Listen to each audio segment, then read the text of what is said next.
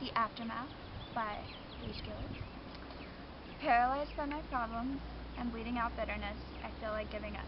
A mangled mess of broken bits, I don't even know where to begin picking up the plethora of pieces.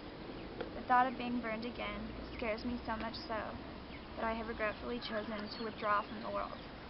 So tired of being haunted by hatred, so tired of being bullied by fear, so tired of being tediously tired.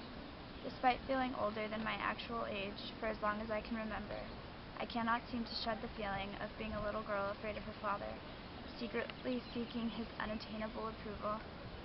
Trapped in a past life, I don't know how to escape. My mind is holding me hostage. Angry and ashamed of who I've become, the memories I have missed out on, and the people I have pushed away, I never intended for things to be this way. Suffocated by self-loathing and drowning in depression, I do not want to give up, but so much damage has been done that I can't help but wonder if there are just too many pieces to put me back together.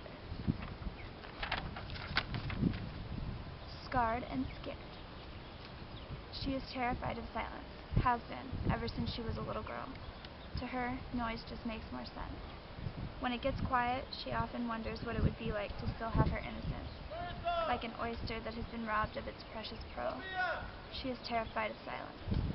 The sound of the TV in the background helps her to feel a little less tense, distracting her from feeling so alone in the world. To her, noise just makes more sense. With fierce determination and diligence, she buries her head so deep in her books that her head begins to swirl. She is terrified of silence. She tries to turn the TV off, her guilt gnawing at her subconscious, but her creamy complexion grows a ghastly green, and she is unable to resist the urge to hurl. To her, noise just makes more sense. She dreams of a life without dependence. As the psychiatrist hands her another referral, she is terrified of silence. To her, noise just makes more sense. And my last poem, the cliff notes to my story. Like 12:23 a.m., an insomnia-ridden night owl, I was born at this time. Like an overworked octopus, always trying to do 8 things at once. Like the Mystery Machine, colorful and animated. Like Like the Mystery Machine, colorful and animated, though I too have traveled down my share of dark roads. Like the 60s, a free-spirited feminist trying to find her way in the world. Like a cashmere scarf, incredibly soft, warm, and of the highest quality. Like a churro, a sweet and special treat I can't be bought in any store. Like Kristen Wiig, I would love to write a kick-ass screenplay someday. Like the perks of being a wallflower, I seem to be making it against all odds. Like ska, a unique and scattered blend of elements that seem too contrasting to work, but end up unconventionally complementing each other.